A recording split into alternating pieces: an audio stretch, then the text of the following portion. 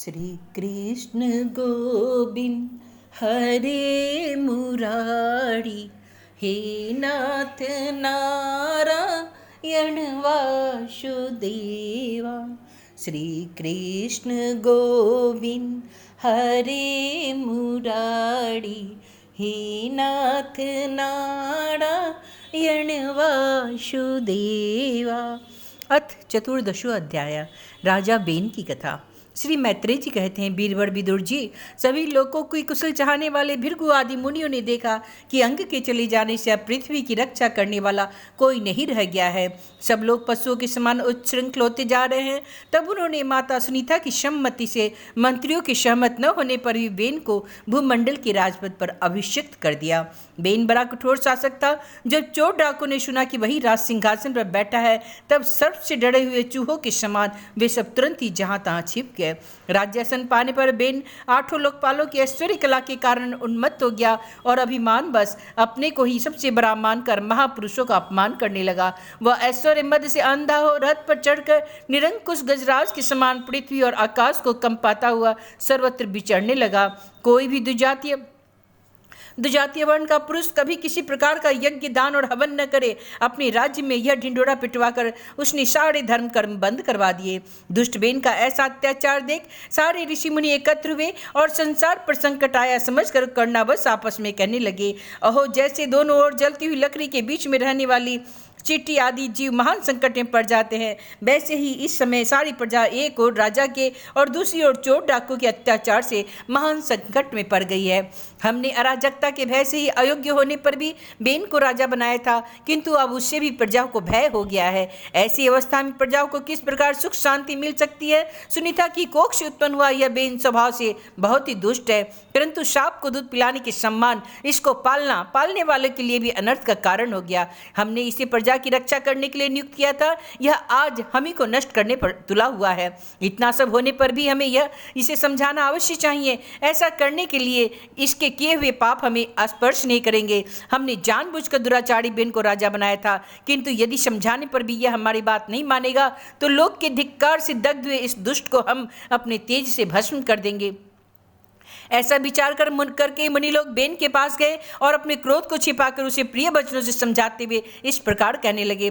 मुनियों ने कहा, राजन, हम आपसे तो जो बात करते हैं उस पर ध्यान दीजिए। इससे आपकी आयु, श्री और बल कीर्ति की वृद्धि होगी। तात यदि मनुष्य मन, वाणी, शरीर और बुद्धि से धर्म का आचरण करे तो उसे स्वर्ग आदि शोक रहित लोगों की प्राप्ति होती है। यदि उसका निष्काम भाव हो तब तो वही धर्म उसे अनंत मोक्ष पद पर पहुंचा देता है। इसलिए हे बीरवर, प्रजा का कल्याण यह धर्म आपके कारण नष्ट नहीं होना चाहिए। धर्म के नष्ट होने से राजा भी ऐश्वर्य से च्युत हो जाता है। जो राजा दुष्ट मंत्री और चोर आदि से अपनी प्रजा की रक्षा करते हुए न्याय अनुकूल कर लेता है, वह इस लोक में और परलोक में दोनों जगह सुख पाता है। जिसके राज्य अथवा नगर में वर्ण आश्रम धर्मों का पालन करने वाले पुरुष स्वधर्म पालन के द्वारा भगवान यज्ञ पुरुष की आराधना करते हैं, हे महाभाग, अपनी आज्ञा का पालन करने वाले उस राजा से भगवान प्रसन्न रहते हैं, क्योंकि वे ही सारे विश्व की आत्मा तथा संपूर्ण भूतों के रक्षक है। भगवान ब्रह्मादि जगदीश्वर के भी ईश्वर हैं। उनके प्रसन्न होने पर भी कोई वस्तु दुर्लभ नहीं रह जाती। तभी तो इंद्र आदि लोकपालों के सहित समस्त लोग उन्हें बड़े आदर से पूजोपहार समर्पण करते हैं। हे राजन, भगवान श्री हरि समस्त लोकपाल और यज्ञों के नियंता है। वे वेद त्रय रूप, द्रव्य रूप और तपस्या रूप है। इसलिए आपके जो देशवासी आपकी उन्नति के लिए अनेक प्रकार के यज्ञों से भगवान का यजन करते हैं, आपको उनमें उनके अनुकूल ही रहना चाहिए। जब आपके राज्य में ब्राह्मण लोग यज्ञों का अनुष्ठान करेंगे तब उनकी पूजा से प्रसन्न होकर भगवान के अंश स्वरूप देवता आपको मनचाहा फल देंगे। अतः बीरवर, आपको यज्ञ आदि धर्मानुष्ठान बंद करके देवताओं का तिरस्कार नहीं करना चाहिए। बेन ने कहा, तुम लोग तो बड़े मूर्ख हो। खेद है, तुमने अधर्म में ही धर्म बुद्धि कर रखी है। तभी तो तुम जीविका देने वाले मुझ साक्षात पति को छोड़कर किसी दूसरे जारपति की उपासना करते हो। जो लोग मूर्खतावश राजा रूप परमेश्वर का अनादर करते हैं, उन्हें न तो इस लोक में सुख मिलता है और ना ही परलोक में। अरे, जिसमें तुम लोगों की इतनी भक्ति है वह यज्ञ पुरुष है कौन? यह तो ऐसी ही बात हुई जैसे उल्टा स्त्री अपने विवाहित पति से प्रेम न करके पर पुरुष में आसक्त हो जाए। विष्णु, ब्रह्मा, महादेव, इंद्र, वायु, यम, सूर्य, मेघ, कुबेर, चंद्रमा, पृथ्वी, अग्नि और वरुण तथा इनके अतिरिक्त जो दूसरे वर और शाप देने में समर्थ देवता है, वे सब के सब राजा के शरीर में रहते हैं। इसलिए राजा सर्वदेव में है और देवता उसके अंश मात्र है। इसलिए हे ब्राह्मणों, तुम मत चढ़ता छोड़कर अपने सभी कर्मों द्वारा एक मेरा ही पूजन करो, मुझी को बलि समर्पण करो। भला मेरे सिवा और कौन अग्र पूजा का अधिकारी हो सकता है। श्री मैत्रेय जी कहते हैं, इस प्रकार विपरीत बुद्धि होने के कारण वह अत्यंत पापी और कुमार्गामी हो गया, उसका पुण्य छीन हो चुका था। इसलिए मुनियों के बहुत विनय पूर्वक प्रार्थना करने पर भी उसने उनकी बातों पर ध्यान न दिया। कल्याण रूप विदुर जी, अपने आप को बड़ा बुद्धिमान समझने वाले बेन ने जब उन मुनियों को इस प्रकार अपमान किया, तब अपनी मांग को व्यर्थ हुए देखकर उस पर अत्यंत कुपित हो गए। मार डालो, यह स्वभाव से ही दुष्ट पापी है, इसे मार डालो। यदि यह जीता रहा तो कुछ ही दिनों में संसार को भस्म कर डालेगा। यह दुराचारी किसी प्रकार का राज सिंहासन के योग्य नहीं, क्योंकि यह निर्लज साक्षात यज्ञपति श्री विष्णु भगवान की निंदा करता है। अहो, जिसकी कृपा से इसे ऐसा ऐश्वर्य मिला, उन श्री हरि की निंदा किसी इस अभागे बेन को छोड़कर और कोई नहीं कर सकता। इस प्रकार अपने छिपे हुए क्रोध को प्रकट कर उन्होंने उसे मारने का निश्चय कर लिया। वह तो भगवान की निंदा करने के कारण पहले ही मर चुका था, इसलिए केवल अहंकार से ही उन्होंने उसका काम तमाम कर दिया। जब मुनिगण अपने अपने आश्रमों को चले गए, तब इधर बेन की शोकाकुला माता सुनीता मंत्र आदि के बल से तथा अन्य युक्तियों से अपने पुत्र के शव की रक्षा करने लगी। एक दिन वे मुनिगण सरस्वती के पवित्र जल में स्नान कर अग्निहोत्र से निवृत्त हो नदी के तीर पर बैठे हुए हरि चर्चा कर रहे थे। उन दिनों लोगों में आतंक फैलाने वाले बहुत से उपद्रव देखकर वे आपस में कहने लगे, आजकल पृथ्वी का कोई रक्षक नहीं है, इसलिए चोर डाकुओं के कारण उसका कुछ अमंगल तो नहीं हो रहा है। ऋषि लोग ऐसा विचार कर ही रहे थे। उन्होंने सब दिशाओं में धावा करने वाले चोरों और डाकुओं के कारण उठी हुई बड़ी भारी धूल को देखा।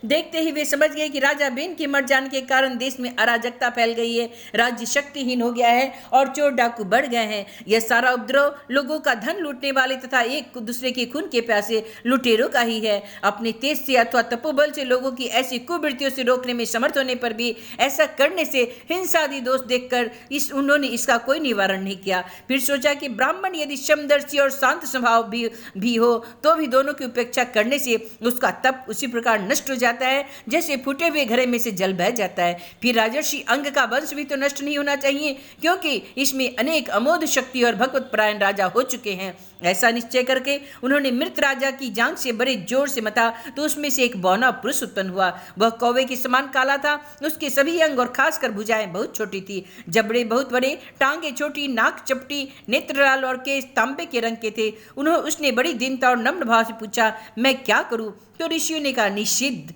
बैठ जा। इसी से वह निषाद कहलाया। उसने जन्म लेते ही राजा बेन के भयंकर पापों को अपने ऊपर ले लिया, इसलिए उसके वंशधर निषाद भी हिंसा, लूटपाट आदि पाप कर्म में रत रहते हैं। अतः वे गांव और नगर में न टिककर वन और पर्वतों में ही निवास करते हैं। इति श्रीमद्भागवते महापुराणे परमहंस्या संहितायां चतुर्थस्कन्धे पृथुचरिते निषादोत्पत्तीनां चतुर्दशोऽध्याय। श्री कृष्ण गोविंद हरे मुरारी, हे नाथ नारायण वासुदेवा। श्रीनाथ गोविंद सखा हमारे, हे नाथ नारायण वासुदेवा। श्री कृष्ण गोविंद हरे मुरारी, हे नाथ नारायण वासुदेवा। अथ पंचमो अध्याय, महाराजा पृथु का आविर्भाव और राज्याभिषेक। श्री मैत्रेय जी कहते हैं, विदुर जी, इसके बाद ब्राह्मणों ने पुत्रहीन राजा बेन की भुजाओं का मंथन किया, तब उसमें से एक स्त्री पुरुष का जोड़ा प्रकट हुआ। ब्रह्मा आदि ऋषि उस जोड़े को उत्पन्न हुआ देखकर और उसे भगवान का अंश जानकर बहुत प्रसन्न हुए और बोले, ऋषियों ने कहा, यह पुरुष भगवान विष्णु की विश्वपालिनी कला से प्रकट हुआ है और यह स्त्री उन परम पुरुष की अन्नपायिनी, कभी अलग न होने वाली महालक्ष्मी जी का अवतार है। इनमें से जो पुरुष है वो अपने श्रेयस का प्रथम विस्तार होने के कारण यशस्वी पृथ्वी नामक सम्राट होगा। राजाओं में यही सबसे पहला होगा। यह सुंदर दांतों वाली एवं गुण एवं आभूषणों को भी विभूषित करने वाली सुंदरी इस पृथु को ही अपना पति बनाएगी और इसका नाम आर्ची होगा। पृथु के रूप में साक्षात श्री हरि के अंश ने ही संसार की रक्षा के लिए अवतार लिया है और अर्ची के रूप में निरंतर भगवान की सेवा में रहने वाली उनकी नित्य सहचरी श्री लक्ष्मी जी ही प्रकट हुई है। श्री मैत्रेय जी कहते हैं, विदुर जी, उस समय ब्राह्मण लोग पृथु की स्तुति करने लगे। श्रेष्ठ गंधर्वों ने गुणगान किया, सिद्धों ने पुष्पों की वर्षा की, अप्सराएं नाचने लगी, आकाश में शंख, तुरही, मृदंग और दुदुम्बी आदि बजने लगे। समस्त देवता, ऋषि और पितर अपने अपने लोकों में वहां आए।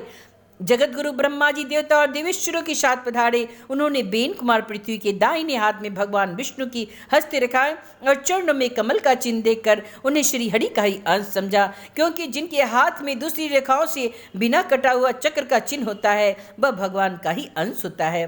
वेदवादी ब्राह्मणों ने महाराज पृथ्वी के अभिषेक का आयोजन किया। सब लोग उसकी सामग्री जुटाने में लग गए। उस समय नदी, समुद्र, पर्वत, सर्प, गौ, पक्षी, मृग, स्वर्ग, पृथ्वी तथा अन्य सब प्राणी भी उन्हें तरह तरह के उपहार भेंट करने लगे। सुंदर वस्त्र और आभूषणों से अलंकृत महाराज पृथु का विधिवत राज्याभिषेक हुआ। उस समय अनेकों अलंकारों से सजी हुई महारानी अर्ची के साथ वे दूसरे अग्निदेव के सदृश जान पड़ रहे थे।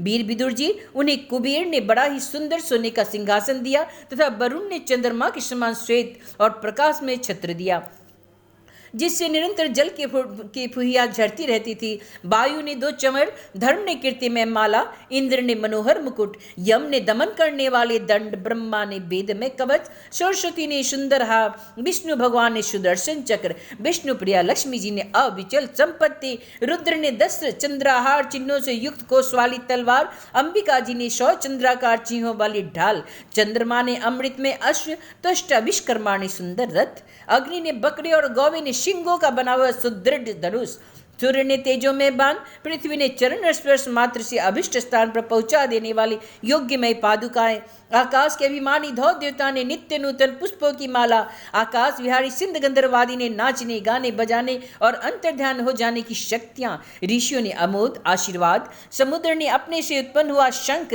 तथा सातों समुद्र, पर्वत और नदियों ने उनके रथ के लिए बेरोक टोक मार्ग उपहार में दिए। इसके पश्चात सूत, मगध और बंदी जन उनकी स्तुति करने के लिए उपस्थित हुए। तब उन स्तुति करने वालों का अभिप्राय समझकर बेन पुत्र परम प्रतापी महाराज पृथु ने हंसते हुए मेघ के समान गंभीर वाणी में कहा।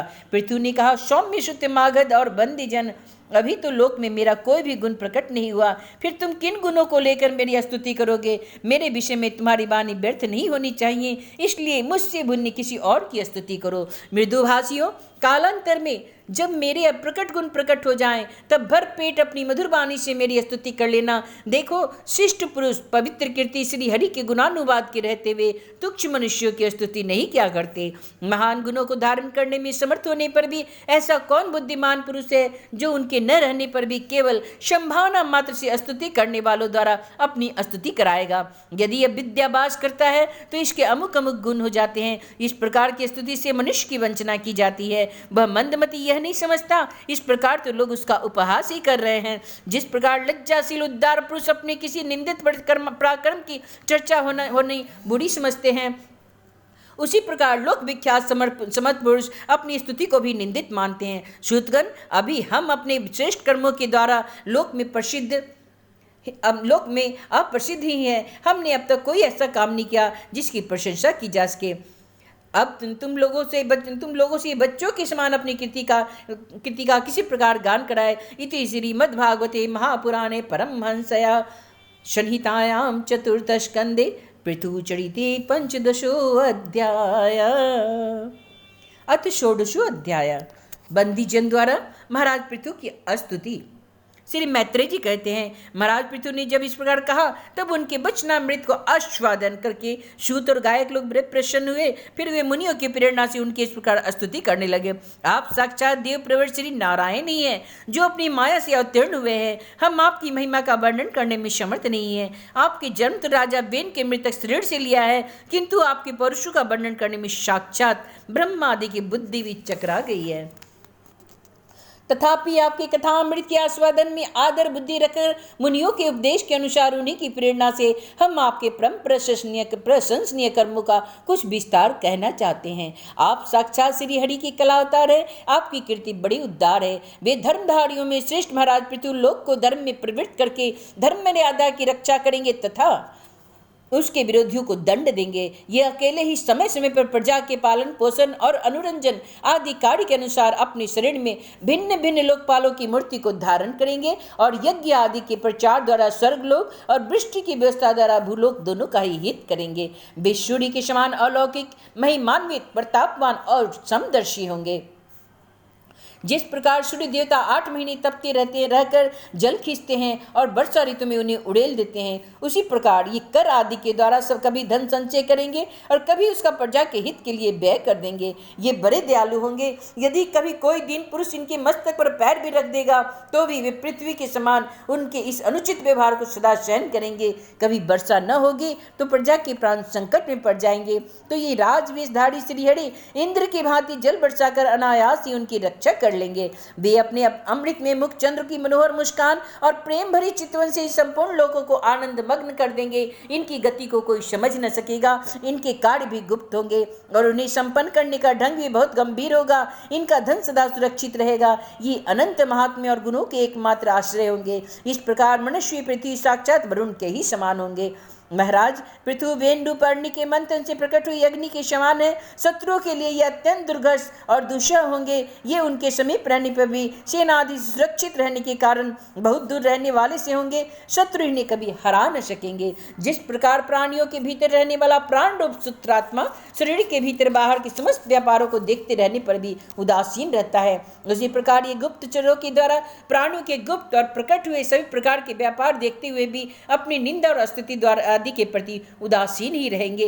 ये धर्म मार्ग में स्थित रहकर अपने शत्रु के पुत्र को भी दंडनीय न होने पर कोई दंड न देंगे और दंडनीय होने पर ये अपने पुत्र को भी दंड देंगे। भगवान सूर्य मानसोत्तर पर्वत तक जितने प्रदेश को अपनी किरणों से प्रकाशित करते हैं, उस संपूर्ण क्षेत्र में इनका निष्कंटक राज्य होगा। ये अपने कार्य में सब लोगों को सुख पहुंचाएंगे, उनका रंजन करेंगे। इससे उन रंजनात्मक व्यापार के कारण प्रजा इन्हें राजा कहेगी। ये बड़े दृढ़ संकल्प, सत्य प्रतिज्ञ, ब्राह्मण भक्त, वृद्धों की सेवा करने वाले, शरणागत वत्सल और सब प्राणियों को मान देने वाले और दीनों पर दया करने वाले होंगे। ये पर स्त्री से माता के समान भक्ति रखेंगे, पत्नी को अपने आधे अंग के समान मानेंगे, प्रजा पर पिता के समान प्रेम रखेंगे और ब्रह्मवादियों के सेवक होंगे। दूसरे प्राणी इन्हें उतना ही चाहेंगे जितना अपने शरीर को। ये सुहृदों के आनंद को बढ़ाएंगे। ये श्रद्धा वैराग्यवान पुरुषों से विशेष प्रेम करेंगे और दुष्टों को दंड पाने यमराज के समान सदा दंड देने के लिए उद्यत रहेंगे। तीनों गुणों के अधिष्ठाता और निर्विकार साक्षात श्री नारायण ने ही इनके रूप में अपने अंश से अवतार लिया है, जिन्हें पंडित लोग अविद्यावश प्रतीत होने वाले इस नानात्व की मिथ्या ही समझते हैं। ये अद्वितीय वीर और एक छत्र सम्राट होकर अकेले ही उद्याचल पर्यंत समस्त भूमंडल की रक्षा करेंगे तथा अपने जयशील रथ पर चढ़कर धनुष हाथ में लिए वे सूर्य के समान सर्वत्र प्रदक्षिणा करेंगे। उस समय जहां तहां सभी लोकपाल और पृथ्वीपाल इन्हें भेंट समर्पण करेंगे। उनकी स्त्रियां इनका गुणगान करेगी और इन आदिराज को साक्षात श्री हरि ही समझेंगी। ये प्रजापालन राजाधिराज होकर प्रजा के जीवन निर्वाह के लिए गो रूप धारण पृथ्वी का दोहन करेंगे और इंद्र के समान अपने धनुष के नोक के कोनों से बातों ही बातों में पर्वतों को तोड़ फोड़ कर पृथ्वी को समतल कर देंगे। रणभूमि में कोई भी इनका वेग नहीं सह सकेगा। जिस समय ये जंगल में पूंछ उठाकर विचरते हुए सिंह के समान अपने आजगौ धनुष का टंकार करते हुए भूमंडल में विचरेंगे, उस समय सभी दुष्ट जन इधर उधर छिप जाएंगे। ये सरस्वती के उद्गम स्थान पर 100 अश्वमेघ यज्ञ करेंगे। तब अंतिम यज्ञानुष्ठान के समय इंद्र अपने इनके घोड़े को हर ले जाएंगे। अपने महल के बगीचे में इनकी एक बार भगवान सनत कुमार से भेंट होगी। अकेले उनकी भक्तिपूर्वक सेवा करके ये उस निर्मल ज्ञान को प्राप्त करेंगे जिससे परब्रह्म की प्राप्ति होती है। इस प्रकार जब इनके पराक्रम जनता के सामने आ जाएंगे तब ये परम पराक्रमी महाराज जहां तहां अपने चरित्र की चर्चा सुनेंगे। इनकी आज्ञा का विरोध कोई भी न कर सकेगा तथा ये सारी दिशाओं को जीतकर अपने तेज से प्रजा के क्लेश रूप कांटे को निकालकर संपूर्ण भूमंडल के शासक होंगे। उस समय देवता और असुर भी इनके विपुल प्रभाव का वर्णन करेंगे। इति श्रीमद्भागवते महापुराणे परमहंस्या संहितायां 14 स्कंदे 16 अध्याय। श्री कृष्ण गोविंद हरे मुरारी, हे नाथ नारायण वासुदेवा। श्री कृष्ण गोविंद हरे मुरारी, हे नाथ नारायण वासुदेवा। श्रीनाथ गोविंद सखा हमारे, श्रीनाथ गोविंद सखा हमारे, हे नाथ नारायण वासुदेवा। अथ शब्दशो अध्याय। महाराज पृथ्वी का पृथ्वी पर कुपित होना और पृथ्वी के द्वारा उनकी स्तुति करना। श्री मैत्रेय जी कहते हैं, इस प्रकार जब बंदी जन के ने महाराज पृथु के गुण और कर्मों का बखान करके उनकी प्रशंसा की, तब उन्होंने भी उनकी बड़ाई करके तथा उन्हें मनचाही वस्तुएं देकर संतुष्ट किया। उन्होंने ब्रह्मणादि चारों वर्णों सेवकों, मंत्रियों, पुरोहितों, पूर्ववासियों, देशवासियों, भिन्न भिन्न व्यवसायियों तथा अन्य अज्ञानुवर्तियों का भी सत्कार किया। विदुर जी ने पूछा, ब्राह्मण, पृथ्वी तो अनेक रूप धारण कर सकती है, उसने गौ का रूप ही क्यों धारण किया? और जब महाराजा पृथु ने उसे दूहा तब बछड़ा कौन ओढ़ा और दूहने का पात्र क्या हुआ? पृथ्वी देवी तो पहले स्वभाव से ही ऊंची नीची थी, तब उन्हें समतल किस प्रकार किया? और इंद्र उनके यज्ञ संबंधी घोड़े को क्यों हर ले गए? ब्रह्म ज्ञानियों में श्रेष्ठ भगवान सनत कुमार से ज्ञान और विज्ञान प्राप्त करके वे राजर्षि किस गति को प्राप्त हुए? पृथु रूप से सर्वेश्वर भगवान श्री कृष्ण ने ही अवतार ग्रहण किया था, अतः पुण्य कीर्ति श्री हरि के उस पृथु अवतार से संबंध रखने वाले जो और भी पवित्र चरित्र हो, वे सभी आप मुझसे कहिए। मैं आपका और श्री कृष्णचंद्र का बड़ा अनुरक्त भक्त हूँ। श्री सूत जी कहते हैं, जब विदुर जी ने भगवान वासुदेव की कथा कहने के लिए इस प्रकार प्रेरणा की, तब श्री मैत्रेय जी प्रसन्न चित्त से उनकी प्रशंसा करते हुए कहने लगे। श्री मैत्रेय जी ने कहा, विदुर जी, ब्राह्मणों के महाराजा पृथु का राज्याभिषेक करके उन्हें प्रजा का रक्षक उद्घोषित किया। इन दिनों पृथ्वी अन्नहीन हो गई थी, इसलिए भूख के कारण प्रजाजनों के शरीर सूखकर काटे हो गए थे। उन्होंने अपने स्वामी पृथु के पास आकर कहा, राजन, जिस प्रकार कोटर में सुलगती हुई आग से पेट जल जाता है, उसी प्रकार हम पेट की भीषण ज्वाला से जले जा रहे हैं। आप शरणागतों की रक्षा करने वाले हैं और हमारे अन्नदाता प्रभु बनाए गए हैं, इसलिए हम आपकी शरण में हैं। आप समस्त लोगों की रक्षा करने वाले हैं, आप हमारी जीविका के स्वामी हैं। अतः हे राजेश्वर, आप हम क्षुधा प्रीतों को शीघ्र ही अन्न देने का प्रबंध कीजिए। ऐसा न हो कि अन्न मिलने के पहले ही हमारा अंत हो जाए। श्री मैत्रेय जी कहते हैं, कुरुवर, प्रजा का क्रंदन सुनकर महाराजा पृथु बहुत देर तक विचार करते रहे। अंत में उन्हें अन्नाभाव का कारण मालूम हो गया। पृथ्वी ने स्वयं ही अन्न एवं औषधियां अपने भीतर छिपा लिया है। अपनी बुद्धि से इस बात का निश्चय करके उन्होंने अपना धनुष उठाया और त्रिपुर विनाशक भगवान शंकर के समान अत्यंत क्रोधित होकर पृथ्वी को लक्ष्य बनाकर बाण चढ़ाया।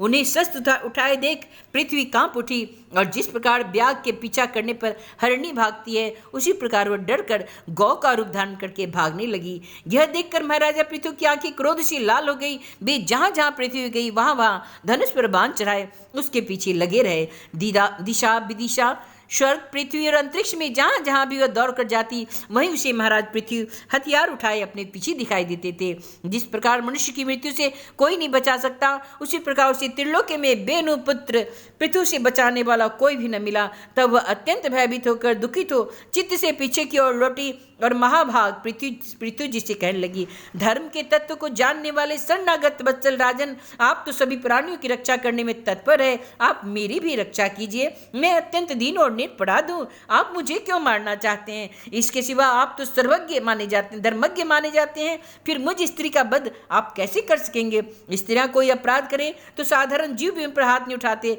फिर आप जैसे करुणामय और दीन वत्सल तो ऐसा कर ही कैसे सकते हैं? मैं तो एक सुदृढ़ नौका के समान हूँ, सारा जगत ही मेरा आधार पर स्थित है। मुझे तोड़कर आप अपने को और अपनी प्रजा को जल के ऊपर कैसे रखेंगे?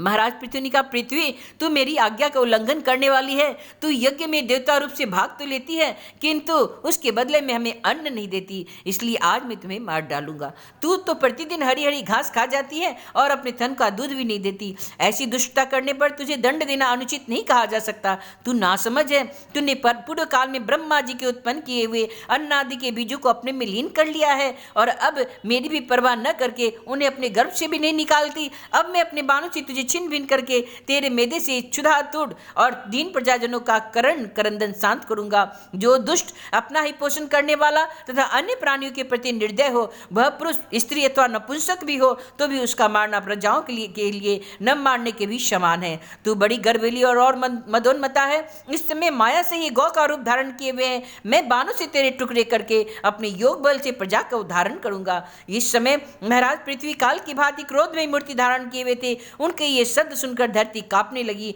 और उसने अत्यंत विनीत भाव से हाथ जोड़कर कहा। पृथ्वी ने कहा, महाराज आप तो साक्षात परम पुरुष हैं तथा अपनी माया से अनेक प्रकार की शरीर धारण कर गुण में जान पड़ते हैं। वास्तव में आत्मानुभव के द्वारा आप अधिभूत, अध्यात्म और अधिदैव संबंधी अभिमान और उससे उत्पन्न में राग दिशादेशी सर्वथा रहित है। मैं आपको बारंबार नमस्कार करती हूँ। आप संपूर्ण जगत के विधाता हैं। आपने ही ये त्रिगुणात्मक सृष्टि रची है और मुझे समस्त जीवों का आश्रय बनाया है। आप सर्वथा स्वतंत्र हैं। हे प्रभु, जब आप ही अस्त्र लेकर मुझे मारने को तैयार हो गए तो अब मैं किसकी शरण जाऊं? कल्प के आरंभ में आपने अपनी आश्रित रहने वाली अनिवर्चनीय माया से ही इसे चराचर जगत की रचना की थी और उस माया के द्वारा ही आप इसका पालन करने के लिए तैयार हुए थे। आप धर्मपरायण हैं, फिर भी मुझ गौर अपनी धारणे को किस प्रकार मारना चाहते हैं? आप एक होकर भी मायावश अनेक रूप धारण पड़ते हैं। आपने स्वयं ब्रह्मा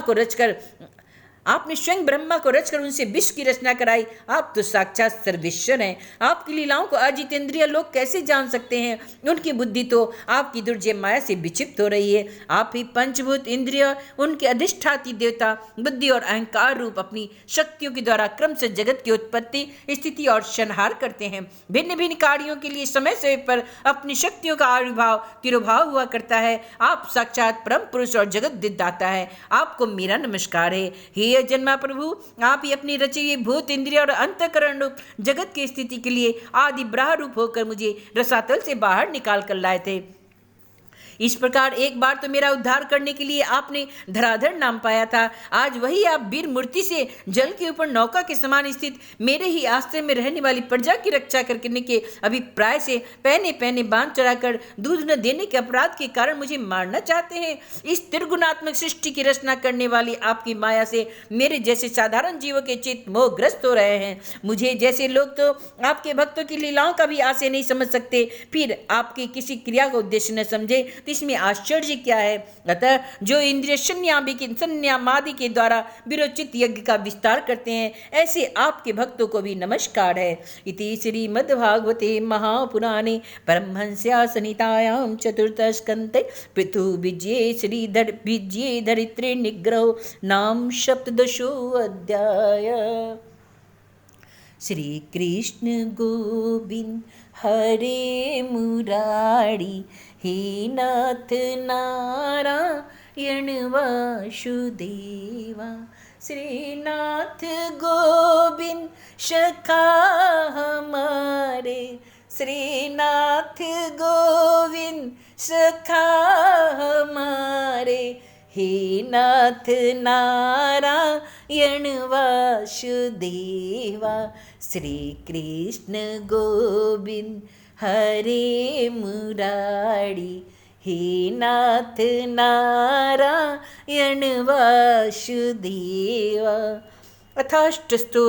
अथाष्टादशो अध्याय पृथ्वी दोहन।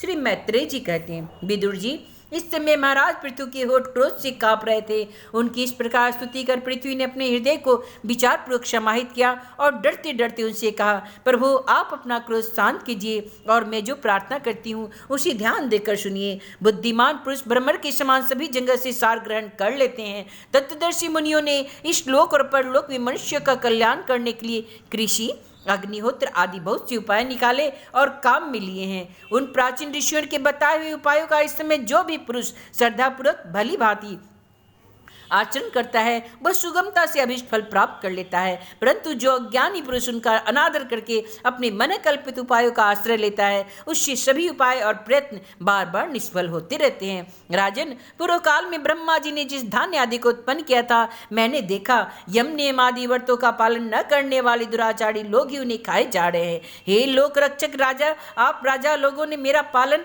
और आदर करना छोड़ दिया, इसलिए सब लोग चोरों के समान हो गए हैं। इसी से यज्ञ के लिए औषधियों को मैंने अपने में छिपा लिया। अब अधिक समय हो जाने से अवश्य वे धान्य मेरे उदर में जीर्ण हो गए हैं। आप उन्हें पूर्वाचार्यों के बताए हुए उपाय से निकाल लीजिए। लोकपालक वीर, यदि आपको समस्त प्राणियों के अभिष्ट एवं बल की वृद्धि करने वाले अन्न की आवश्यकता है तो आप मेरे योग्य बछड़ा, दोहन पात्र और दोहने वाले की व्यवस्था कीजिए। मैं इस बछड़े के स्नेह से पिन्हाकर दूध के रूप में आपको सभी अभिष्ट वस्तुएं दे दूंगी।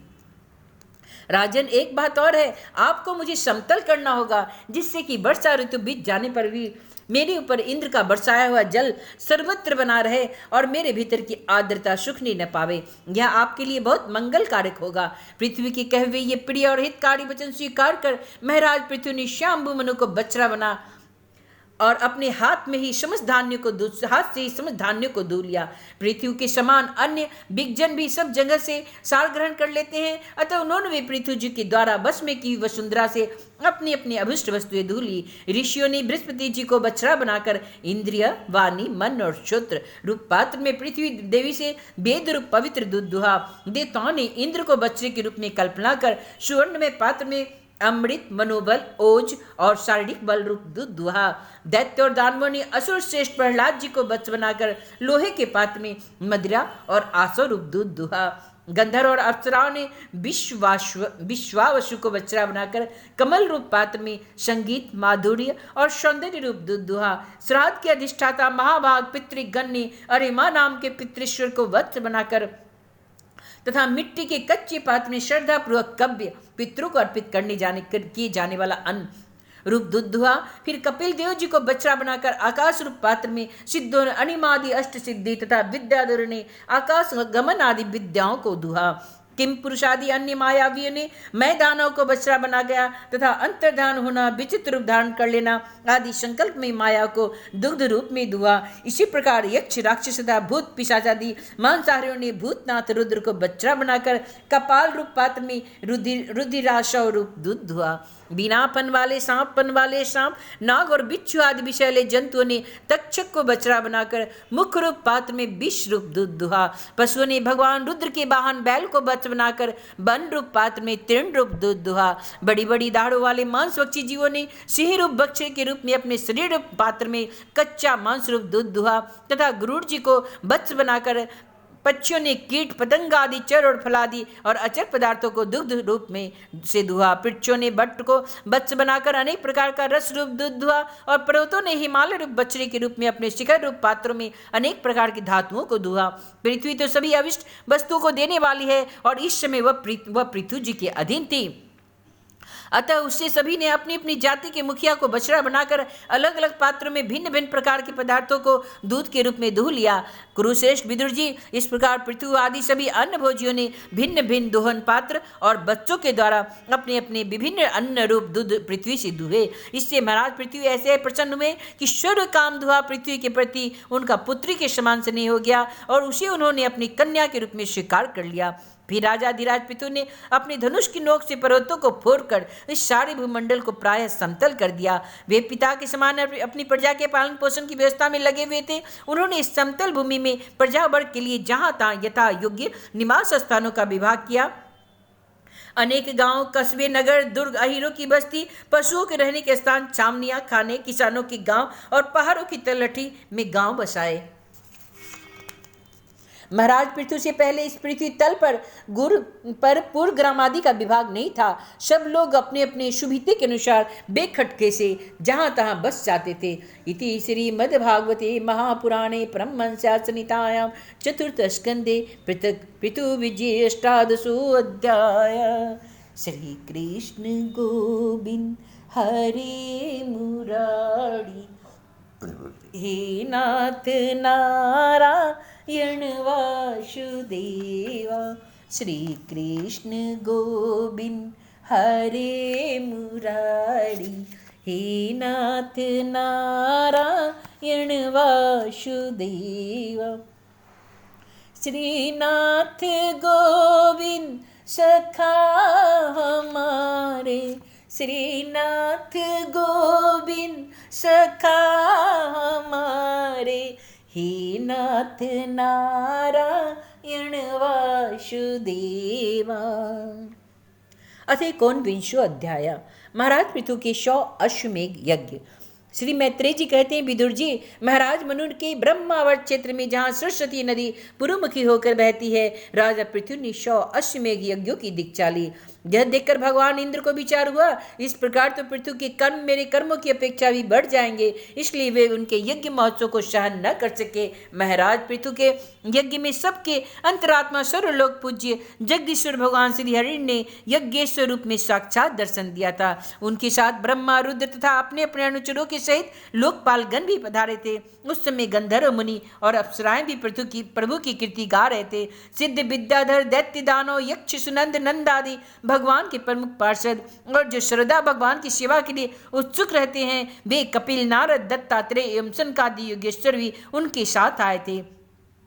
भारत उस यज्ञ में यज्ञ सामग्रियों को देने वाली भूमि ने कामधेनु रूप होकर यजमान की सारी कामनाओं को पूर्ण किया था। नदियां, दाख और ईख आदि सब प्रकार के रसों को बहा लाती थी तथा जिनसे मधु चुता रहता था, ऐसे बड़े बड़े वृक्ष दूध, दही, अन्न और घृत आदि तरह तरह की सामग्री समर्पण करते थे। समुद्र बहुत सी रत्न राशियां, श्वेत पर्वत, भक्ष्य, भोज्य, चौष्य और लेह 4 प्रकार के अन्न तथा लोकपालों के सहित संपूर्ण लोग तरह तरह के उपहार उन्हें समर्पण करते थे। महाराज पृथु तो एकमात्र श्री हरि को ही अपना प्रभु मानते थे। उनकी कृपा से उस यज्ञानुष्ठान में उनका बड़ा उत्कर्ष हुआ, किंतु यह बात देवराज इंद्र को सहन न हुई। उन्होंने उसमें विघ्न डालने की चेष्टा की। जिस समय महाराज पृथु अंतिम यज्ञ द्वारा भगवान यज्ञपति की आराधना कर रहे थे, इंद्र ने ईर्ष्यावश गुप्त रूप से उनके यज्ञ का घोड़ा हर लिया।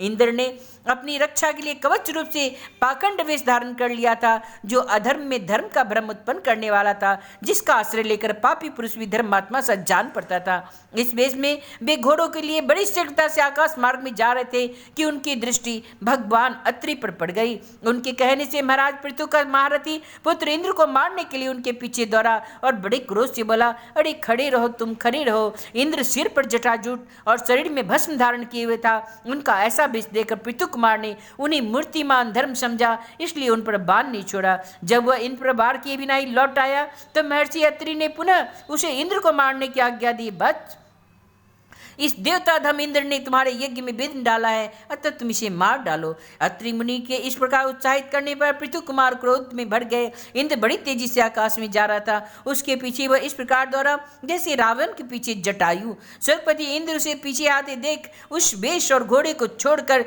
वही अंतर्ध्यान हो गए। यह वीर अपना यज्ञ पशु लेकर पिता की यज्ञशाला में लौट आया। शक्तिशाली विदुर जी, उसके इस अद्भुत पराक्रम को देखकर महर्षियों ने उसका नाम विजिताश्व रखा।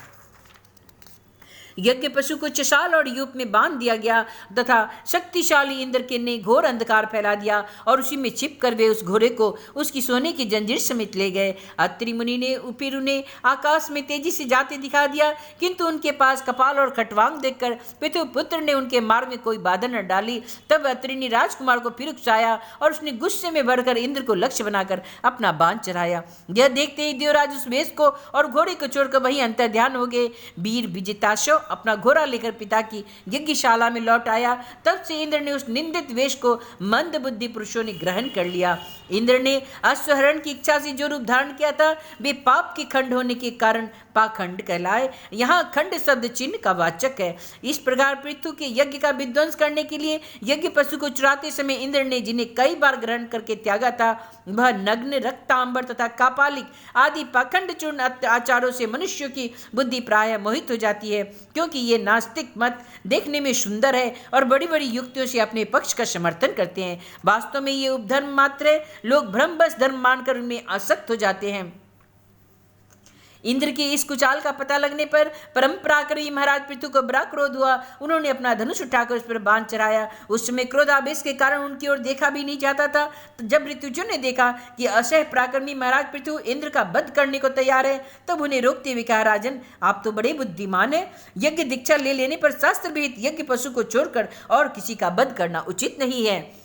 इस यज्ञ कार्य में विघ्न डालने वाला आपका शत्रु इंद्र तो आपके स्वेद से ही ईर्ष्यावश निस्तेज हो रहा है। हम अमोद आवाहन मंत्रों द्वारा उसे यहीं बुला लेते हैं, बलात् अग्नि में हवन किए देते हैं। विदुर जी, यजमान की इस प्रकार सलाह करके उसने याजकों के ने क्रोधपूर्वक इंद्र का आवाहन किया। वे शुरुआत द्वारा आहुति डालना ही चाहते थे कि ब्रह्मा जी ने उन्हें आकर रोक दिया। वे बोले, याजकों तुम्हें इंद्र का वध नहीं करना चाहिए। यह यज्ञ शंकर इंद्र तो भगवान की ही मूर्ति है। तुम यज्ञ द्वारा जिन देवताओं की आराधना कर रहे हो वे इंद्र के ही तो अंग है, और उसे तुम यज्ञ द्वारा मारना भी चाहते हो। पृथु के इस यज्ञानुष्ठान में विघ्न डालने के लिए इंद्र ने जो पाखंड फैलाया है वह धर्म का उच्छेदन करने वाला है। इस बात पर तुम ध्यान दो। अब उससे अधिक विरोध मत करो, नहीं तो वह और भी पाखंड मार्गों का प्रचार करेगा। अच्छा, परम यशस्वी महाराज पृथु ने 99 ही यज्ञ रहने दो। फिर राजर्षि पृथ्वी से कहा, राजन आप तो मोक्ष धर्म के जानने वाले हैं, अतः अब आपको इन यज्ञानुष्ठानों की आवश्यकता नहीं है। आपका मंगल हो। आप और इंद्र दोनों की पवित्र कीर्ति भगवान श्री हरि के शरीर है, इसलिए अपने ही स्वरूपभूत इंद्र के प्रति आपको क्रोध नहीं करना चाहिए। आपका यज्ञ निर्विघ्न समाप्त नहीं हुआ, इसके लिए आप चिंता न करें। हमारी बात आप आदरपूर्वक स्वीकार कीजिए। देखिए, जो मनुष्य विधाता के बिगाड़े हुए काम को बनाने का विचार करता है उसका मन अत्यंत क्रोध में भरकर भयंकर मोह में फंस जाता है। बस इस यज्ञ को बंद कर दीजिए। इसी के कारण इंद्र के चलाए हुए पाखंडों से धर्म का नाश हो रहा है, क्योंकि देवताओं में बड़ा दुराग्रह होता है। जरा देखिए तो, जो इंद्र घोड़े को चुराकर अपने आपके यज्ञ में विघ्न डाल रहा है, उसी के रचे हुए इस मनोहर पाखंडों को सारी जनता खींचती ही चली जा रही है। आप साक्षात विष्णु के अंश से बेन के दुराचार से धर्म लुप्त हो रहा था। उस सम्योचित धर्म की रक्षा के लिए ही आपने उस शरीर में अवतार लिया था। अतः प्रजापालक पृथु जी, आपके इस अवतार का उद्देश्य विचार कर आप भृगु आदि विश्व रचयिता मुनीश्वरों का संकल्प पूर्ण कीजिए। यह प्रचंड पाखंड पथ प्रूप इंद्र की माया अधर्म की जननी है, आप इसे नष्ट कर डालिए। श्री मैत्रेय जी कहते हैं, लोक गुरु भगवान ब्रह्मा जी के इस प्रकार समझाने पर प्रबल पराक्रमी महाराज पृथु ने यज्ञ का आग्रह छोड़ दिया और इंद्र के साथ प्रीतिपूर्वक संधि भी कर ली। इसके पश्चात जब वे यज्ञांत स्नान करके निवृत्त हुए, तब उनके यज्ञों से तृप्त हुए देवताओं ने उन्हें अभिष्ट वर दिए। आदिराज पृथु ने अत्यंत श्रद्धापूर्वक ब्राह्मणों को दक्षिणाएं दी तथा ब्राह्मणों ने उनके सत्कार से संतुष्ट होकर उन्हें अमोद आशीर्वाद दिया। वे कहने लगे, महाबाहो, आपके बुलाने से जो पितर देवता ऋषि और मनुष्य आदि आए थे, उन सभी का आपने दान मान से खूब सत्कार किया है।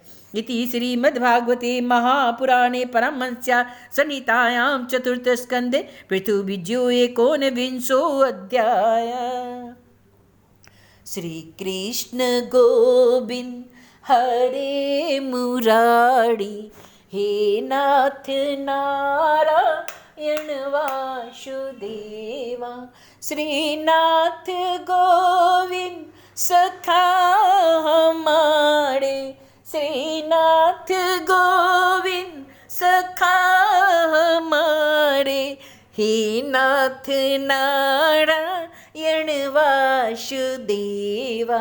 श्री कृष्ण गोविंद हरे मुरारी, हे नाथ नारायण वासुदेवा। अथ 20 अध्याय। महाराज पृथु की यज्ञशाला में श्री विष्णु भगवान का प्रादुर्भाव। श्री मैत्रेय जी कहते हैं, विदुर जी, महाराज पृथु के 99 यज्ञों से यज्ञ भक्तों यज्ञेश्वर भगवान विष्णु जी को बड़ा संतोष हुआ। उन्होंने इंद्र के सहित वहां उपस्थित होकर उनसे कहा, श्री भगवान ने कहा, राजन, इंद्र ने तुम्हारे 100 अश्वमेघ यज्ञ पूरे करने के संकल्प में विघ्न डाला है। अब ये तुम्हें क्षमा चाहते हैं, तुम इन्हें क्षमा कर दो। नरदेव, जो श्रेष्ठ मानव साधु और सद्बुद्धि संपन्न होते हैं, वे दूसरे जीवों से द्रोह नहीं करते, क्योंकि यह शरीर नहीं, यह आत्मा है। यदि तुम जैसे लोग भी मेरी माया से मोहित हो जाएं, तो समझना चाहिए कि बहुत दिनों तक की हुई ज्ञानी जनों की सेवा से केवल श्रम ही हाथ लगा है। ज्ञानवान पुरुष इस शरीर को अविद्या, वासना और कर्मों का ही पुतला समझकर इसमें आसक्त नहीं होता। इस प्रकार जो इस शरीर में ही आसक्त नहीं, वह विवेकी पुरुष उससे उत्पन्न हुए घर, पुत्र, धन आदि में किस प्रकार क्षमता रख सकता है। यह आत्मा एक शुद्ध, शंख प्रकाश, निर्गुण, गुणों का आश्रय स्थान, सर्वव्यापक, आवरण शून्य, सबका साक्षी एवं अन्य आत्मा से रहित है, अतएव शरीर से भिन्न है। जो पुरुष इस देह स्थित आत्मा को इस प्रकार शरीर से भिन्न जानता है, वह प्रकृति से संबंध रखते हुए भी उसके गुणों से लिप्त नहीं होता, क्योंकि उसकी स्थिति उस परमात्मा में रहती है। राजन, जो पुरुष किसी प्रकार की कामना न रखकर अपने वर्णाश्रम के धर्मों द्वारा नित्य प्रति श्रद्धापूर्वक मेरी आराधना करता है, उसका चित्त धीरे धीरे शुद्ध हो जाता है। चित्त शुद्ध होने पर उसका विश्व में संबंध नहीं रहता तथा उसे तत्व ज्ञान की प्राप्ति हो जाती है। फिर तो वह मेरी ममता समता रूप स्थिति को प्राप्त हो जाता है। यही परम शांति, ब्रह्म अथवा कैवल्य है। जो पुरुष यह जानता है कि शरीर, ज्ञान, क्रिया और मन का साक्षी होने पर जो कुटस्थ आत्मा उनसे निर्लिप्त रहता है, वह कल्याण में मोक्ष पद प्राप्त कर लेता है। राजन, गुण प्रवाह रूप आवागमन तो भूत, इंद्रिय, इंद्राभिमानी, देवता और चिदाभास, इन सब की समष्टि रूप परिच्छिन्न लिंग शरीर का ही हुआ करता है। इसका सर्व साक्षी आत्मा से कोई संबंध नहीं है। मुझ में दृढ़ अनुराग रखने वाले बुद्धिमान पुरुष सम्मति और विपत्ति प्राप्त होने पर भी कभी हर्ष, सुख आदि विकारों के वशीभूत नहीं होते। इसलिए वीरवर, तुम उत्तम, मध्यम और अधम पुरुषों में समान भाव रखकर सुख दुख को भी एक सा ही समझो तथा मन और इंद्रियों को जीतकर मेरे ही द्वारा जुटाए हुए मंत्री आदि समस्त राजकीय पुरुषों को सहायता से संपूर्ण लोकों की रक्षा करो। राजा का कल्याण प्रजा पालन में ही है, इससे उसे परलोक में प्रजा के पुण्य का 6वां भाग मिलता है। इसके विपरीत जो राजा प्रजा की रक्षा तो नहीं करता, किंतु उसे कर वसूल करता जाता है और उसका सारा पुण्य न प्रजा छीन लेती है और बदले में उसे प्रजा के पाप का भागी होना पड़ता है। ऐसा विचार कर यदि तुम श्रेष्ठ ब्राह्मणों की सम्मति और पूर्व परंपरा से प्राप्त हुए धर्म को मुख्यतः अपना लो, तो कहीं भी आसक्त न होकर इस पृथ्वी का न्यायपूर्वक पालन करते रहो, तो सब लोग तुमसे प्रेम करेंगे और कुछ ही दिन में तुम्हें घर बैठे ही सनकादिक सिद्धों के दर्शन होंगे। राजन, तुम्हारे गुणों ने अपने और स्वभाव ने मुझको वश में कर लिया है, अतः तुम्हें जो इच्छा हो मुझसे वर मांग लो। उन क्षमा आदि गुणों से रहित यज्ञ, तप अथवा योग के द्वारा मुझको पाना सरल नहीं। मैं तो उन्हीं के हृदय में रहता हूँ जिनके चित्त में क्षमता रहती है। श्री मैत्रेय जी कहते हैं, विदुर जी, सर्वलोक गुरु श्री हरि के इस प्रकार कहने पर जगदजयी महाराज पृथु ने उनकी आज्ञा शिरोधार्य की। देवराज इंद्र अपने कर्म से लज्जित होकर उनके चरणों पर गिरना चाहते थे, परंतु राजा ने उन्हें प्रेम पूर्वक हृदय से लगाया और मनोमालिन्य निकाल दिया। फिर महाराज पृथु ने विश्वात्मा भक्त वत्सल भगवान का पूजन किया और क्षण क्षण में उमड़ते हुए भक्ति भाव में निमग्न होकर प्रभु के चरण कमल पकड़ लिए। श्री हरि वहां से जाना चाहते थे, किंतु पृथु के प्रति जो उनका वात्सल्य भाव था उसने उन्हें रोक लिया। वे अपने कमल दल के समान नेत्रों से उनकी ओर देखते ही रह गए, वह वहां से जा न सके। आदिराज महाराज पृथु भी नेत्रों में जल भरकर आने के कारण न तो भगवान का दर्शन नहीं कर सके और न ही कंठ गदगद हो जाने के कारण कुछ बोल ही सके। उनके हृदय से आलिंगन कर पकड़े रहे और हाथ जोड़े त्यों के तो खड़े रहे। प्रभु अपने चरण कमलों में से पृथ्वी का स्पर्श किए खड़े थे। उनका कराग्र भाग गरुड़ जी के ऊंचे कंधे पर रखा हुआ था। महाराज पृथु नेत्रों के आंसू पोंछकर अतृप्त दृष्टि से उनकी ओर देखते हुए इस प्रकार कहने लगे। महाराज पृथु बोले, मोक्षपति प्रभु, आप वर देने वाले ब्रह्मादि देवताओं को भी वर देने में समर्थ है। कोई भी बुद्धिमान पुरुष आपसे देहाभिमानियों के भोगने योग्य विषयों को कैसे मांग सकता है? बेतेनार के जीवों को भी मिलते हैं, अतः मैं इस तुच्छ विषयों को आपसे नहीं मांगता। मुझे तो उस मोक्ष पद की भी इच्छा नहीं जिससे महापुरुषों के हृदय से उनके मुख द्वारा निकला हुआ आपके चरण कमलों का मकरंद नहीं है, जहां आपकी कीर्ति कथा सुनने का सुख नहीं मिलता। इसलिए मेरी तो यही प्रार्थना है, आप मुझे 10,000 कान दे दीजिए जिनसे मैं आपकी लीला गुणों को सुनता ही रहूं। पुण्य कीर्तो प्रभु, आपके चरण कमल मकरंद रूपी अमृत कणों को लेकर महापुरुषों के मुख से जो वायु निकलती है उसमें इतनी शक्ति होती है कि वह उस तत्व को भूले हुए हम कुयोगियों को पुनः तत्व ज्ञान करा देती है। अतएव हमें दूसरे बड़ों की कोई आवश्यकता नहीं है। उत्तम कीर्ति वाले प्रभु, सत्संग में आपके मंगल में सुयश का गोदेव वश एक बार जो भी सुन ले, उस कोई पशु बुद्धि पुरुष भले ही तृप्त हो जाए, गुणग्राही उसे कैसे छोड़ सकता है? सब प्रकार के पुरुषार्थों की सिद्धि के लिए स्वयं लक्ष्मी जी भी आपके सुयश को सुनना चाहती है।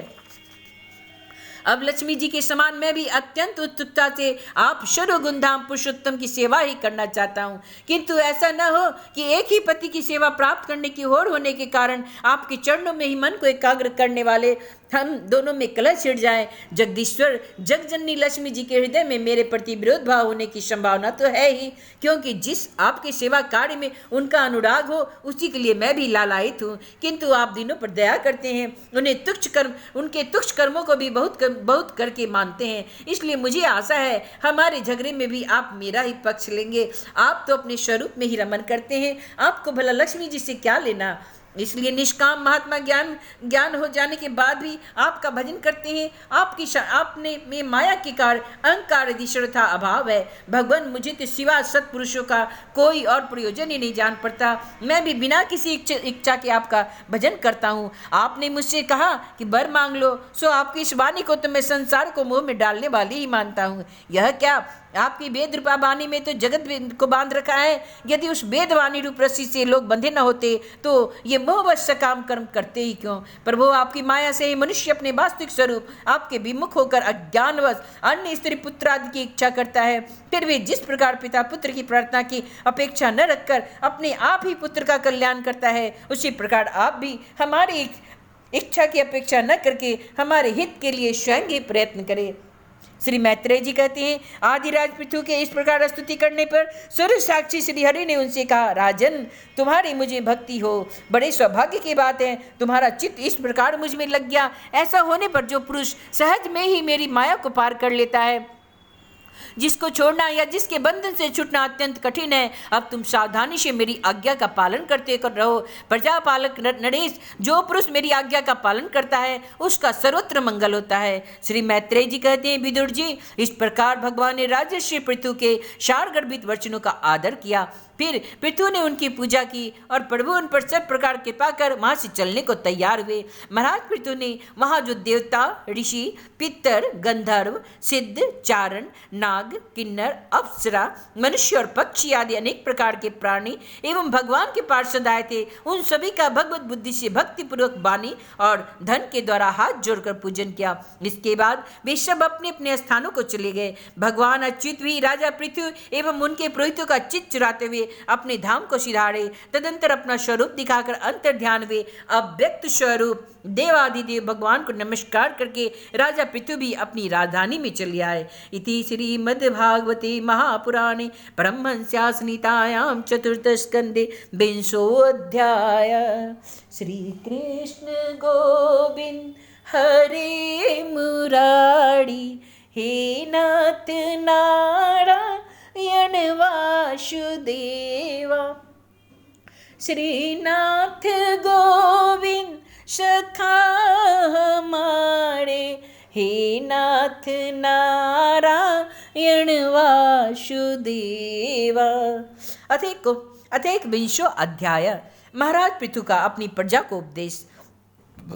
श्री मैत्रेय जी कहते हैं, विदुर जी, उस समय महाराज पृथु का नगर सर्वत्र मोतियों की लड़ियों, फूलों की मालाओं, रंग बिरंगे वस्त्रों, सोने के दरवाजों और अत्यंत सुगंधित धूपों से सुशोभित था। उसकी गलियां, चौक और सड़कें चंदन और अड़गजे के जल से सींच दी गई थी तथा उसे पुष्प, अक्षत, फल, यवांकुर, खील और दीपक आदि मांगलिक द्रव्यों से सजाया गया था। वह ठौर ठौर पर रखे हुए फल फूल के गुच्छों से युक्त केले के खंभे और सुपारी के पौधों से बड़ा ही मनोहर जान पड़ता था तथा शब और आम आदि वृक्षों के नवीन पत्तों की बंदरवारों से विभूषित था। जब महाराज ने नगर में प्रवेश किया तब दीपक, उपहार और अनेक प्रकार की मांगलिक सामग्रियां लिए वे प्रजाजनों ने तथा मनोहर कुंडलों से शोभित सुंदरी कन्याओं ने उनकी अगवानी की। शंख और दुदुम्बी आदि बाजे बजने लगे, ऋत्विजगण वेद ध्वनि करने लगे, बंदी जनों ने स्तुति गान आरंभ किया। यह सब देखकर सुनकर भी उन्हें किसी प्रकार का अहंकार नहीं हुआ। इस प्रकार वीरवर पृथु ने राजमहल में प्रवेश किया। मार्ग में जहां तहां पूर्ववासी और देशवासियों ने उनका अभिनंदन किया। परम यशस्वी महाराज ने भी उन्हें प्रसन्नतापूर्वक अभिष्ट वर देकर संतुष्ट किया। महाराजा पृथु महाराज महापुरुष और सभी के पूजनीय थे। उन्होंने इसी प्रकार के अनेक उद्धार कर्म करते हुए पृथ्वी का शासन किया और अंत में अपने विपुल यश का विस्तार कर भगवान का परम पद प्राप्त किया। सुत जी कहते हैं, मुनिवर सौनक जी, इस प्रकार भगवान मैत्रेय के मुख से आदिराज पृथु का अनेक प्रकार के गुणों से संपन्न और गुणवानों द्वारा प्रशंसित विस्तृत सुयश सुनकर परम भागवत विदुर जी ने उनका अभिनंदन करते हुए कहा। विदुर जी बोले, ब्राह्मणों ने पृथु का अभिषेक किया, समस्त देवताओं ने उन्हें उपहार दिए, उन्होंने अपनी भुजाओं में वैष्णव तेज को धारण किया और उससे पृथ्वी का दोहन किया। उनके उस पराक्रम के उच्छिष्ट रूप विषय भोगों से ही आज भी संपूर्ण राजा तथा लोकपालों के सहित समस्त लोग इच्छानुसार जीवन निर्वाह करते हैं। भला ऐसा कौन समझदार होगा जो इनकी पवित्र कृति सुनना न चाहेगा। अतः अभी आप मुझे उनके कुछ और भी पवित्र चरित्र सुनाइए। श्री मैत्रेय जी कहते हैं, साधु श्रेष्ठ विदुर जी, महाराज पृथु गंगा और यमुना के मध्यवर्ती देश में निवास कर अपने पुण्य कर्मों के क्षय की इच्छा से प्रारब्धवश प्राप्त हुए भोगों को ही भोगते थे। ब्राह्मण वंश और भगवान के संबंधी विष्णु भक्तों को छोड़कर उनका 7 द्वीपों के सभी पुरुषों पर अखंड एवं अबाध शासन था। एक बार उन्होंने एक महासत्र की दीक्षा ली। उस समय वहां देवताओं, ब्रह्मर्षियों और राजर्षियों का बहुत बड़ा समाज एकत्र हुआ। उस समाज में महाराज पृथु ने उन पूजनीय अतिथियों का यथा योग्य सत्कार किया और फिर उस सभा में नक्षत्र मंडल में चंद्रमा के समान खड़े हो गए। उनका शरीर ऊंचा, भुजाएं बड़ी और विशाल, रंग गोरा, नेत्र कमल के समान सुंदर और अरुण वर्ण, नासिका सुघड़, मुख मनोहर, स्वरूप सौम्य, कंधे ऊंचे और मुस्कान से युक्त दंत पंक्ति सुंदर थी। उनकी छाती चौड़ी, कमल का पिछला भाग स्थूल और उधर पीपल के पत्तल के समान सुडौल तथा बल पड़े हुए होने से और भी सुंदर जान पड़ता था। नाभि भंवर के समान गंभीर थी, शरीर तेजस्वी था, जंघाएं सुवर्ण के समान दैदीप्यमान थी और पैरों के पंजे उभरे हुए थे। उनके बाल बारीक, घुंघराले, काले और चिकने थे। गर्दन शंख के समान उतार चढ़ाव वाली थी और रेखाओं से युक्त थी। वे उत्तम बहुमूल्य धोती पहने और वैसी ही चादर ओढ़े थे। दीक्षा के नियमानुसार उन्होंने समस्त आभूषण उतार दिए थे। इसी से उनके शरीर के अंग प्रत्यंग की शोभा अपने स्वाभाविक रूप से स्पष्ट झलक रही थी। वे शरीर पर कृष्ण मृग का चर्म और हाथों में कुशा धारण किए हुए थे। इससे उनके शरीर की कांति और भी बढ़ गई थी। वे अपनी सारे नित्य कृत यथाविधि संपन्न कर चुके थे। राजा पृथु ने मानो सारी सभा को हर्ष से सरोवर करते हुए अपने शीतल एवं स्नेह पूर्ण नेत्र से चारों ओर देखा, फिर अपना भाषण प्रारंभ किया। उनका भाषण अत्यंत सुंदर, विचित्र पदों से युक्त, स्पष्ट, मधुर, गंभीर एवं निशंक था। मानो उस समय वे सबका उपकार करने के लिए अपने अनुभव का ही अनुवाद कर रहे थे। राजा पृथु ने कहा, सज्जनों, आपका कल्याण हो। आप महानुभाव जो यहाँ पधारे हैं, मेरी प्रार्थना सुने। जिज्ञासु पुरुषों को चाहिए कि संत समाज में अपने निश्चय का निवेदन करें। इस लोक में मुझे प्रजाजनों का शासन, उनकी रक्षा, उनकी आजीविका का प्रबंध तथा उन्हें अलग अलग अपनी मर्यादा में रहने के लिए राजा बनाया गया है। अतः इनका यथावत पालन करने में मुझे उन्हीं मनोरथ पूर्ण करने वाले लोगों की प्राप्ति होनी चाहिए जो वेदवादी मुनियों के मतानुसार संपूर्ण कर्मों के साक्षी श्री हरि के प्रसन्न होने पर मिलते हैं। जो राजा प्रजा को धर्म मार्ग की शिक्षा न देकर केवल उससे कर वसूल करने में लगा रहता है, वह केवल प्रजा के पाप का ही भागी होता है और अपने ऐश्वर्य से हाथ धो बैठता है। अतः प्रिय प्रजाजन, अपने इस राजा का परलोक में हित करने के लिए आप लोग परस्पर दोष दृष्टि छोड़कर हृदय में भगवान को याद करते हुए अपने अपने कर्तव्य का पालन करते रहिए, क्योंकि आपका स्वार्थ भी इसी में है और इस प्रकार मुझ पर भी आपका बड़ा अनुग्रह होगा। विशुद्ध चित्त देवता, पितर और महर्षिगण, आप भी मेरी इस प्रार्थना का अनुमोदन कीजिए, क्योंकि कोई भी कर्म हो, मरने के अंतर उसके कर्ता, उपदेष्टा और समर्थक को उसका समान फल मिलता है। माननीय सज्जनों, किन्हीं श्रेष्ठ महानुभावों के मत से मैं तो कर्मों का फल देने वाले भगवान यज्ञपति ही हैं, क्योंकि इहलोक और परलोक दोनों ही जगह कोई शरीर बड़े तेजों में दिख जाते हैं। मनु, उत्तानपाद, महीपति, ध्रुव, राजर्षि, प्रियव्रत, हमारे दादा अंग तथा ब्रह्मा, शिव, प्रहलाद, बलि और इसी कोटि के अन्य महानुभावों के मत में जो धर्म, अर्थ, काम, मोक्ष रूप चतुर्वर्ग तथा स्वर्ग और अपवर्ग के स्वाधीन नियामक कर्मफलदाता रूप भगवान गदाधर की आवश्यकता है ही। इस विषय में तो केवल मृत्यु के द्वारा त्रिवेण आदि कुछ शोचनीय और धर्म विमूढ़ लोगों का ही मतभेद है। अतः उसका कोई विशेष महत्व नहीं हो सकता। जिनके चरण कमलों की सेवा के लिए निरंतर बढ़ने वाली अभिलाषा उन्हीं के चरण नख से निकली हुई गंगा जी के समान संसार ताप से संतप्त जीवों के समस्त जन्मों के संचित मनोमल को तत्काल नष्ट कर देती है। जिनके चरण तल का आश्रय लेने वाला पुरुष सब प्रकार के मानसिक दोषों को धो डालता है तथा वैराग्य और तत्व साक्षात्कार रूप बल पाकर फिर इस दुख में संसार चक्र में नहीं पड़ता, और जिसके चरण कमल सब प्रकार की कामनाओं को पूर्ण करने वाले हैं, उन प्रभु को आप लोग अपनी अपनी आजीविका के उपयोगी वर्णाश्रमोचित अध्यापनादि कर्मों तथा ध्यान, स्तुति, पुष्ट आदि मानसिक, वाचिक एवं शारीरिक क्रियाओं के द्वारा भजे। हृदय में किसी प्रकार का कपट न रखें तथा यह निश्चय करके रखें कि हमें अपने अपने अधिकार अनुसार इसका फल अवश्य प्राप्त होगा। भगवान स्वरूपतः विशुद्ध विज्ञान धन और समस्त विशेषणों से रहित है, किंतु इस कर्म मार्ग में जौ चावल आदि विविध द्रव्य शुक्ल आदि गुण अवधात कूटना आदि क्रिया एवं मंत्रों द्वारा और अर्थ आशय संकल्प पदार्थ शक्ति तथा ज्योतिषोम आदि नामों से संपन्न होने वाले अनेक विशेषण युक्त यज्ञ के रूप में प्रकाशित होते हैं। जिस प्रकार एक ही अग्नि भिन्न भिन्न काष्ठों में उन्हीं के आकार आदि के अनुरूप भासती है, उसी प्रकार वे सर्वव्यापक प्रभु परमानंद स्वरूप होते हुए भी प्रकृति काल वासना और अदृष्ट से उत्पन्न हुए शरीर में विषयाकार बनी हुई बुद्धि में स्थित होकर उन यज्ञ याग आदि क्रियाओं के फल रूप से अनेक प्रकार के जान पड़ते हैं। अहो इस पृथ्वी तल पर मेरे जो प्रजाजन यज्ञ भोक्ताओं के अधीश्वर स्वर गुरु श्री हरि का एक निष्ठ भाव से अपने अपने धर्मों के द्वारा निरंतर पूजन करते हैं, वे मुझ पर बड़ी कृपा करते हैं। सहनशीलता और तपस्या ज्ञान इन विशिष्ट विभूतियों के कारण वैष्णव और ब्राह्मणों के वंश स्वभावतः ही उज्जवल होते हैं। उन पर राजकुल का तेज धन ऐश्वर्य आदि समृद्धियों के कारण अपना प्रभाव न डाले। ब्रह्मादि समस्त महापुरुषों में अग्रणी ब्राह्मण भक्त पुराण पुरुष श्री हरि ने भी निरंतर इन्हीं के चरणों की वंदना करके अविचल लक्ष्मी और संसार को पवित्र करने वाली कीर्ति प्राप्त की है। आप लोग भगवान के लोक संग्रह रूप धर्म का पालन करने वाले हैं तथा सर्वंतर्यामी स्वयं प्रकाश ब्राह्मण प्रिय श्री हरि विप्रवंश की सेवा करने से ही परम संतुष्ट होते हैं। अतः आप सभी को सब प्रकार से विनय पूर्वक ब्राह्मण कुल की सेवा करनी चाहिए। इनके नित्य सेवा करने में शीघ्र ही चित्त सिद्ध हो जाने के कारण मनुष्य स्वयं ही ज्ञान और अभ्यास आदि के बिना ही परम शांति रूप मोक्ष पद प्राप्त कर लेता है। अतः लोक में इस ब्राह्मणों से बढ़कर दूसरा कौन है जो हविष्य भोजी देवताओं का मुख हो सके। उपनिषदों के ज्ञान परक वचन एकमात्र जिनमें ही गतार्थ होते हैं, वे भगवान अनंत इंद्रादि यज्ञ देवताओं के नाम से तत्व ज्ञानियों द्वारा ब्राह्मणों के मुख से श्रद्धापूर्वक हवन किए हुए पदार्थों को जैसे चाव से ग्रहण करते हैं, वैसे ही चेतनाशून अग्नि में होमे हुए द्रव्य को नहीं ग्रहण करते।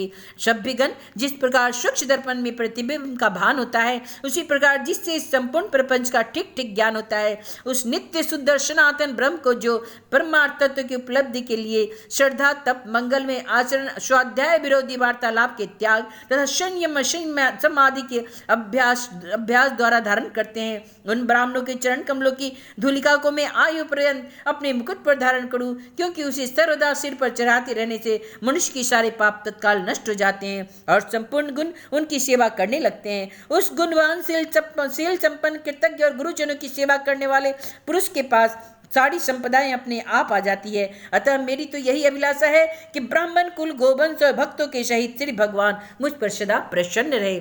श्री मैत्रेय जी कहते हैं, महाराज पितु का यह भाषण सुनकर देवता पितृ और ब्राह्मण आदि सभी साधुजन बड़े प्रसन्न हुए और साधु साधु यूं कहकर उनकी प्रशंसा करने लगे।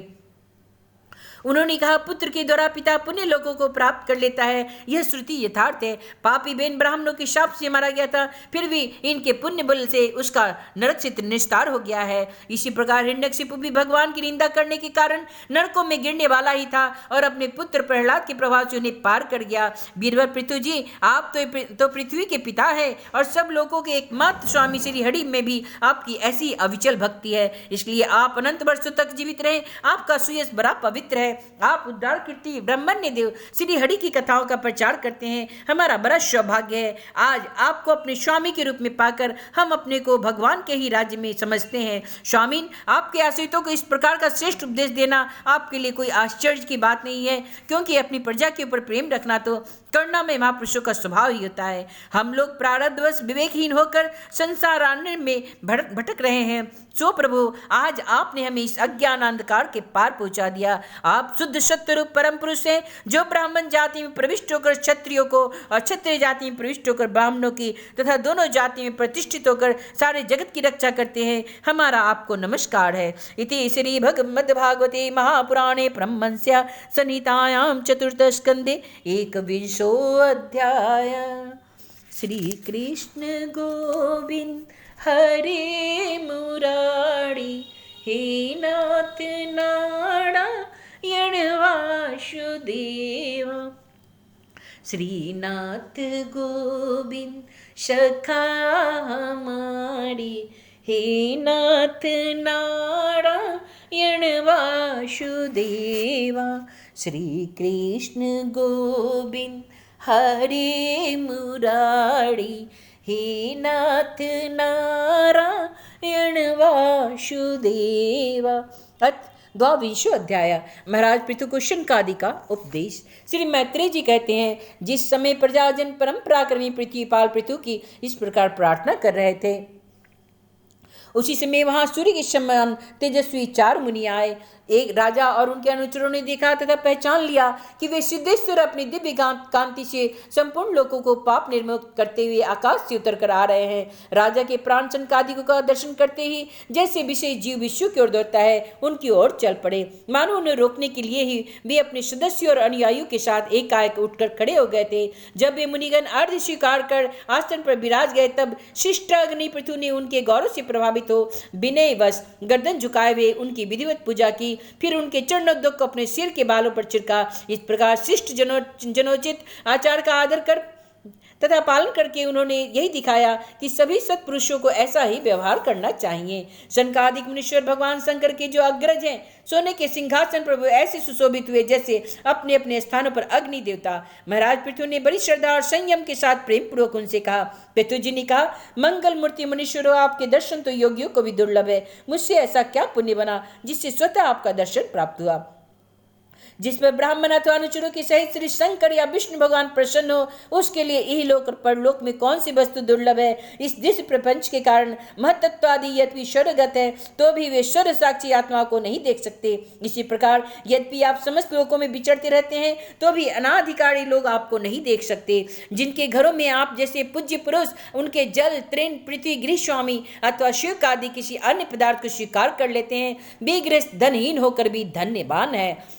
जिन घरों में कभी भगवत भक्तों की परम पवित्र चरणोदक के छींटे नहीं पड़ते, वे सब प्रकार के रिद्धि सिद्धियों से भरे होने पर भी ऐसे वृक्षों के समान है जिन पर सांप रहते हैं। हे मुनीश्वरों, आपका स्वागत है। आप लोग तो बाल्यावस्था से ही मुमुक्षुओं के मार्ग का अनुसरण करते हुए एकाग्रचित से ब्रह्मचर्य आदि महान व्रतों का बड़ी श्रद्धापूर्वक आचरण कर रहे हैं। हे स्वामियों, हम लोग अपने कर्मों के वशभूत होकर विपत्तियों के क्षेत्र रूपी संसार में पड़े हुए केवल इंद्र संबंधी भोगों को ही परम पुरुषार्थ मान रहे हैं। सो क्या हमारे निस्तार का भी कोई उपाय है? आप लोगों से कुशल प्रश्न करना उचित नहीं है, क्योंकि आप निरंतर आत्मा में ही रमन करते हैं। आप में तो यह कुशल है और यह अकुशल है, इस प्रकार की वृत्तियां तो कभी नहीं होती। आप संसार अनल में संतप्त जीवों के परम सुहृद हैं। इसलिए आप में विश्वास करके मैं यह पूछना चाहता हूँ कि इस संसार में मनुष्य का किस प्रकार सुगमता से कल्याण हो सकता है। यह निश्चय है कि जो आत्मवान धीर पुरुषों में आत्मा रूप से प्रकाशित होते हैं और उपासकों के हृदय में अपने स्वरूप को प्रकट करने वाले हैं,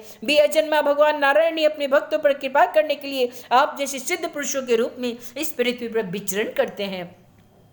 श्री मैत्रेय जी कहते हैं, राजा पृथु के ये युक्त गंभीर परिमित और मधुर वचन सुनकर श्री सनत कुमार जी बड़े प्रसन्न हुए और कुछ मुस्कुराते हुए कहने लगे। श्री सनत कुमार जी ने कहा, महाराज, आप तो सब कुछ जानते हुए भी समस्त प्राणियों के कल्याण की दृष्टि से बड़ी अच्छी बात पूछी है। सच है, साधु पुरुषों की बुद्धि ऐसी ही हुआ करती है।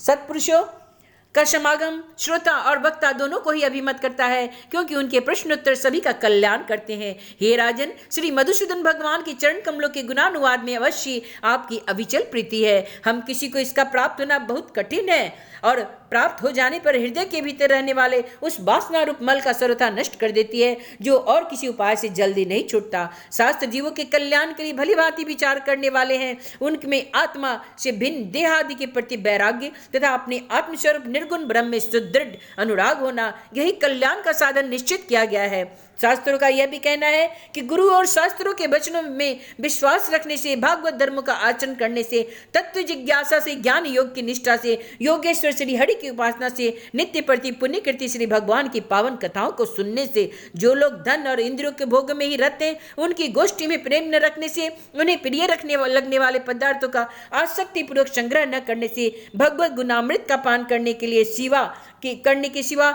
अन्य समस्त आत्मा में ही संतुष्ट रहते हुए एकांत प्रेम सेवन में प्रेम रखने से, किसी भी जीव को कष्ट न देने से, निवृत्ति निष्ठा से आत्महित का अनुसंधान करते रहने से, श्री हरि के पवित्र चरित्र रूप श्रेष्ठ अमृत का आस्वादन करने से, निष्काम भाव से यम नियमों का पालन करने से, कभी किसी की निंदा न करने से, योगक्षेम के लिए प्रयत्न न करने से, शीतोष्ण आदि द्वंद्वों का सहन करने से, भक्त जनों के कानों को सुख देने वाले श्री हरि के गुणों का बार बार वर्णन करने से और बढ़ते हुए भक्ति भाव से मनुष्य का कार्य करण रूप संपूर्ण जड़ प्रपंच से वैराग्य हो जाता है और आत्मस्वरूप निर्गुण पर ब्रह्म में अनायास ही उसकी प्रीति हो जाती है। परम ब्रह्म में सुदृष्ट प्रीति हो जाने पर पुरुष सदगुरु की शरण लेता है। फिर ज्ञान और वैराग्य के प्रबल वेग के कारण वासना शून्य हुए अपने अविद्यादि 5 प्रकार के कलेशों से युक्त अहंकारात्मक और लिंग शरीर को वह उसी प्रकार भस्म कर देता है जैसे अग्नि लकड़ी से प्रकट होकर फिर उसी को जला डालती है। इस प्रकार लिंग देह का नाश हो जाने पर वह उसके कर्तृत्व आदि सभी गुणों से मुक्त हो जाता है।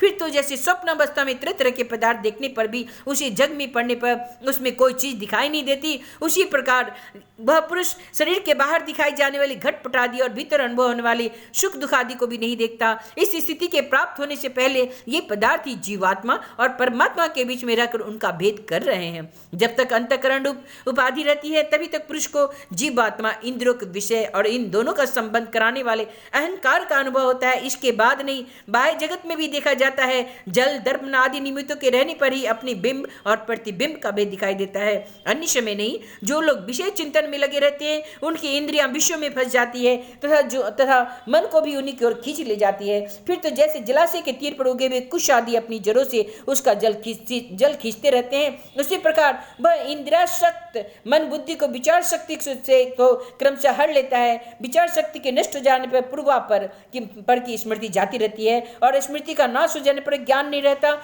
इस ज्ञान के नाश को ही पंडित जन अपने आप अपना नाश करना कहते हैं। जिसके उद्देश्य से अन्य सब पदार्थों में प्रियता का बोध होता है, उस आत्मा का अपने द्वारा ही नाश होने से ही स्वार्थ हानि होती है। उससे बढ़कर लोक में जीव के लिए और कोई हानि है भी नहीं। धन और इंद्रियों के विषयों के चिंतन करना मनुष्य के सभी पुरुषों का नाश करने वाला है, क्योंकि इनकी चिंता से वह ज्ञान और विज्ञान से भ्रष्ट होकर वृक्षादि स्थावर योनि में जन्म पाता है। इसलिए जिसे अज्ञानांधकार से पार होने की इच्छा है उस पुरुष को विषयों में आसक्ति कभी नहीं करनी चाहिए, क्योंकि वह धर्म, अर्थ, काम और मोक्ष की प्राप्ति में बड़ी बाधक है। इन 4 पुरुषार्थों में भी सबसे श्रेष्ठ मोक्ष ही माना जाता है, क्योंकि अन्य 3 पुरुषार्थों में सर्वदा काल का भय लगा रहता है। प्रकृति में गुण क्षोभ होने के बाद जितने भी उत्तम और अधम भाव पदार्थ प्रकट हुए हैं उनमें कुशल से रह सके ऐसा कोई भी नहीं। काल भगवान उन सभी के कुशलों को कुचलते रहते हैं। अतः हे राजन, जो भगवान देह, इंद्रिय, प्राण, बुद्धि और अहंकार से आवृत सभी स्थावर जंगम प्राणियों के हृदय में जीव के नियामक अंतर्यामी आत्मा रूप से सर्वत्र साक्षात प्रकाशित हो रहे हैं, उन्हें तुम वह मैं ही हूँ ऐसा ही जानो। जिस प्रकार माला का ज्ञान हो जाने पर उसमें सर्व बुद्धि नहीं रहती, उसी प्रकार विवेक होने पर जिसका कहीं पता नहीं लगता, ऐसा यह माया में प्रपंच जिसके कार्य कारण रूप से प्रतीत हो रहा है और जो स्वयं कर्म फल कलुषित प्रकृति से पड़े हैं, उस नित्य मुक्त निर्मल और ज्ञान स्वरूप परमात्मा को मैं प्राप्त कर रहा हूँ। संत महात्मा जिनके चरण कमलों के अंगुली दल को छिटकती हुई छटा का स्मरण करके अहंकार और हृदय ग्रंथि को जो कर्मों से गठित है इस प्रकार छिन्न भिन्न कर डालते हैं कि समस्त इंद्रियों का प्रत्याहार करके अपने अंतःकरण को निर्विषय करने वाले सन्यासी भी वैसा नहीं कर पाते। तुम उन सर्वाश्रय भगवान वासुदेव का भजन करो जो लोग मन और इंद्रिय रूप मगरों से भरे हुए संसार सागर को योग आदि दुष्कर साधनों से पार करना चाहते हैं। उनका उस पार पहुंचना बहुत कठिन है, क्योंकि उन्हें कर्म धार रूप श्री हरि का आश्रय ही नहीं है। अतः तुम तो भगवान के आराधनीय चरण कमलों को नौका बनाकर अनायास ही इस दुस्तर समुद्र को पार कर लो।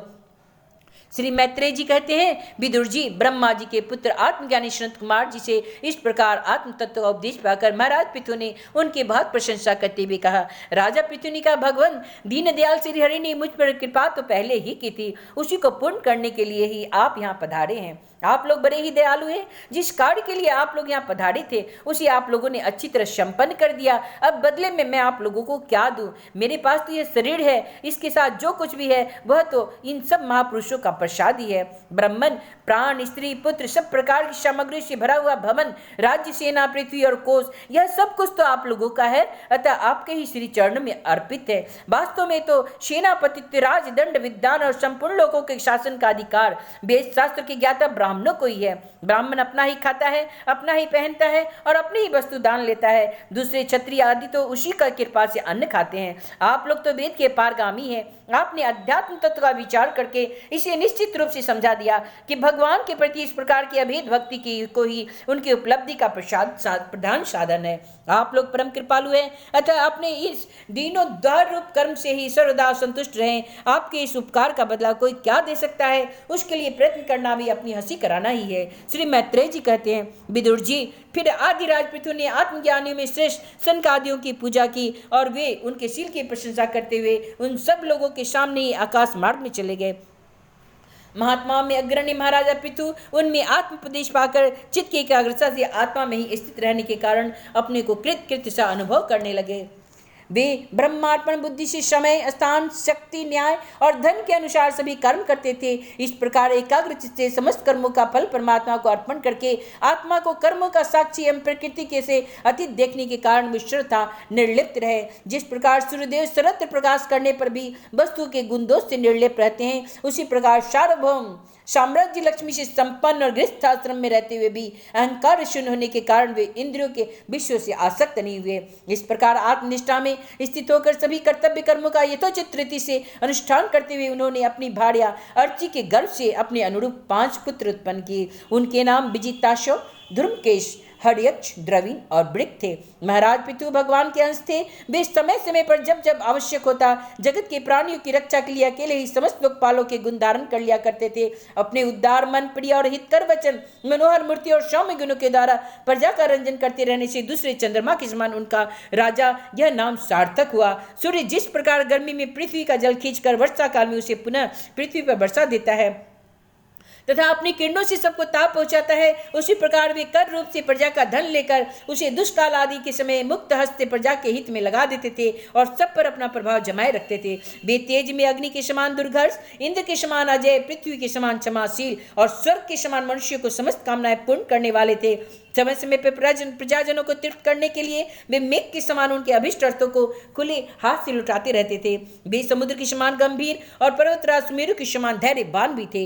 महाराज पृथु दुष्टों के दमन करने में यमराज के समान थे। आश्चर्यपूर्ण वस्तु के संग्रह में हिमालय के समान थे। कोष की समृद्धि करने में कुबेर के समान थे और धन को छिपाने में वरुण के समान थे। शारीरिक बल, इंद्रियों की पटुता तथा पराक्रम में सर्वत्र गतिशील वायु के समान थे और तेज की अशयता में भगवान शंकर के समान थे। सौंदर्य में कामदेव के समान थे। उत्साह में शेख के समान थे। वात्सल्य में मनु के समान थे और मनुष्यों के आधिपत्य में सर्वसमर्थ ब्रह्मा जी के समान थे। ब्रह्म विचार में बृहस्पति, इंद्रज में साक्षात श्रीहरि तथा गौ, ब्राह्मण, गुरुजन एवं भगवत भक्तों की भक्ति, लज्जा, विनय, शील एवं परोपकार आदि गुणों में अपने ही समान अनुपम थे। लोग त्रिलोकी में सर्वत्र उच्च स्वर में उनकी कीर्ति का गान करते थे। इससे वे स्त्रियों तक के कानों में वैसे ही प्रवेश पाए हुए थे जैसे सत्पुरुषों के हृदय में श्री राम। इति श्रीमद्भागवते महापुराणे ब्रह्मंस्यां संहितायां चतुर्थस्कन्धे पृथुरचिते द्वाविंशो अध्याय। श्री कृष्ण गोविंद हरे मुरारी, हे नाथ नारायण वासुदेवा। श्री कृष्ण गोविंद हरे मुरारी, हे नाथ नारायण वासुदेवा। श्रीनाथ गोविंद सखा हमारे, श्रीनाथ गोविंद सखा हमारे, हे नाथ नारायण वासुदेवा। श्री कृष्ण गोविंद हरे मुरारी, हे नाथ नारायण वासुदेवा, हे नाथ नारायण वासुदेवा।